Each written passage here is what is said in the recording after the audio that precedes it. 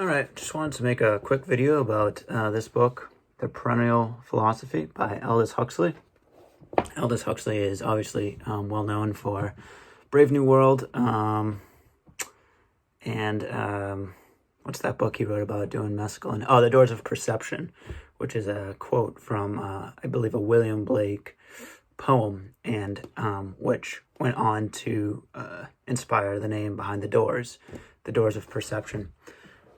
I'm not sure if they got the title from the book of Aldous Huxley or from the poem of William Blake, but that's neither here nor there. Anyway, today I just wanted to talk a little bit about this book, which I found to be really, really interesting. I haven't read it in a while, so it's not super fresh on my mind, and I do plan on reading it again, possibly multiple times. We'll see how long I live and how many other books I read, but this book's really interesting for spirituality. He goes into many of the world's major religions and some of the minor ones. And there's so many quotes from philosophers, mystics, just people from religions throughout the world. Obviously, you got the big ones: Hinduism, Buddhism, Christianity, Islam, Judaism. I think there's even some Zoroastrianism and just some other religions in here too. I find a lot of people today trying to be spiritual without religion. I think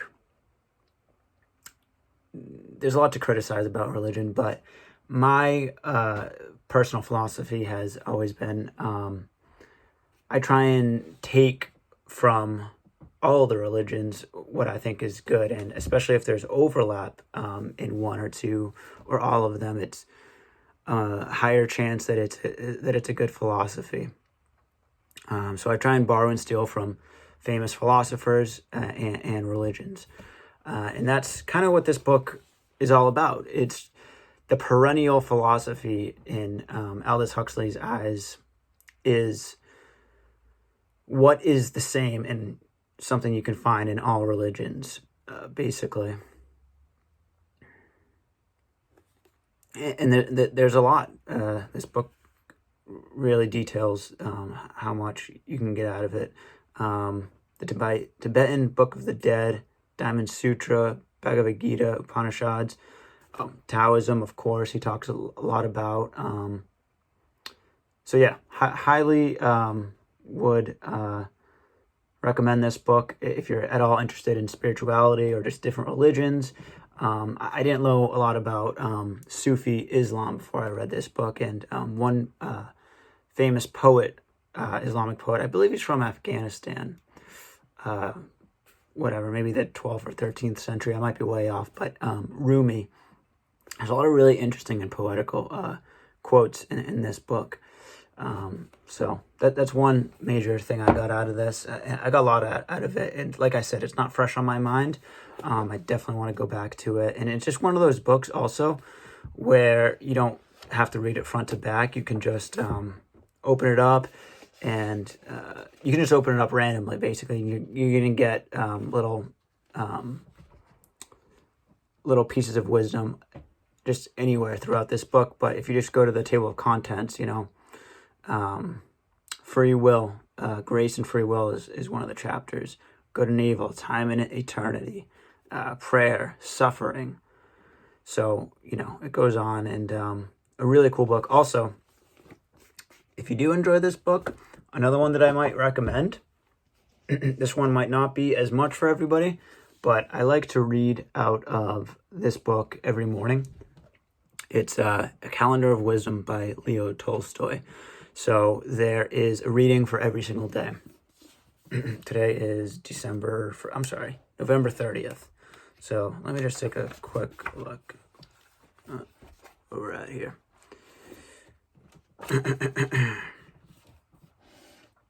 So there's two quotes from Leo Tolstoy himself. One quote from the Talmud, which I believe is a Jewish book. I always get the Talmud mixed up with the Hadiths. The Hadiths are Islamic. The Talmud is a Jewish book, and then he has a quote from Lao Tzu. So I'll just read the quotes for today. Leo Tolstoy's first quote is, "When a humble person forgets himself, he is united with God." Okay, the next quote is out of the Talmud. "People who try to force circumstances become their slaves. Those who use them become their masters." Next quote is from Lao Tzu, who is kind of the founder of Taoism or Taoism, which is probably the most popular religion in China, although it's kind of more of a philosophy. A lot of Eastern religions are sort of more philosophies, even Hinduism. You can kind of be a Buddhist and a Christian and an atheist, etc. I think that's kind of true of Taoism and of Hinduism.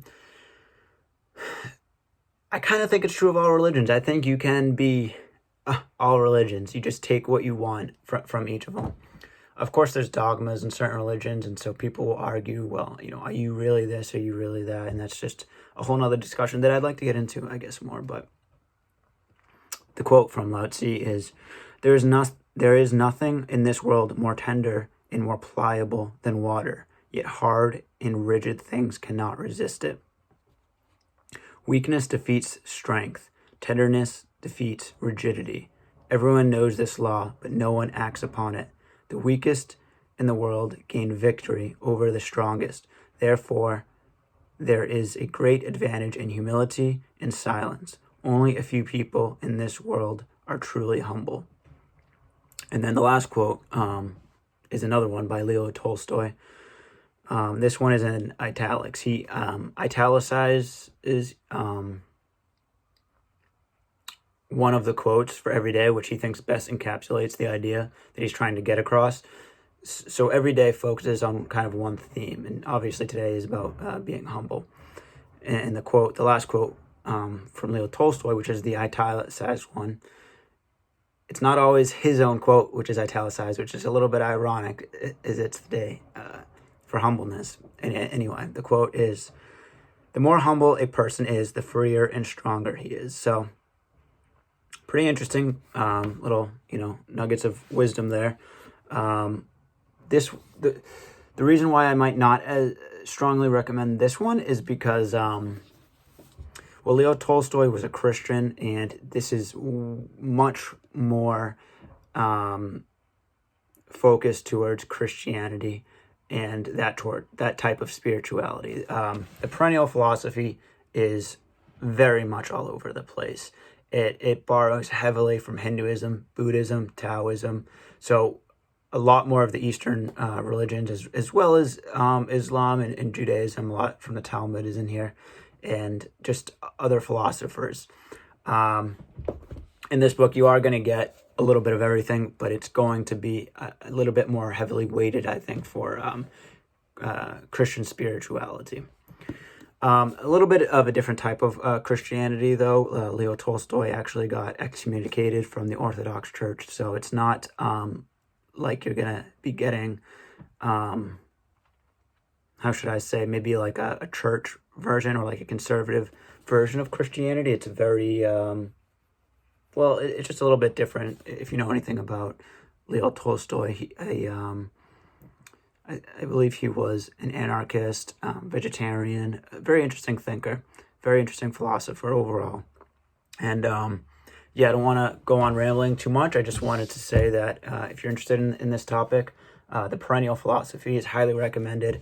If you are kind of like a Christian, but you also want to learn about other religions as well, I really do enjoy this book, and I read from it every day.